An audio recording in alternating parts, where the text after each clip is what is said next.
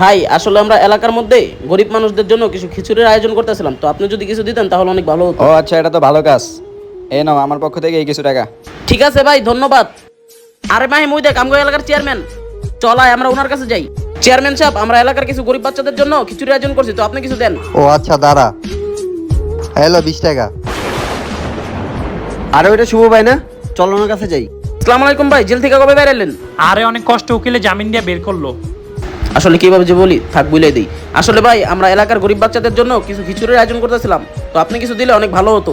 ও এটা তো ভালো কথা। হ্যাঁ, ওর মতো আসামি আর তোরা কি টাকা দিব? এই নাও 1000 টাকা, এটা তোমরা রাখো।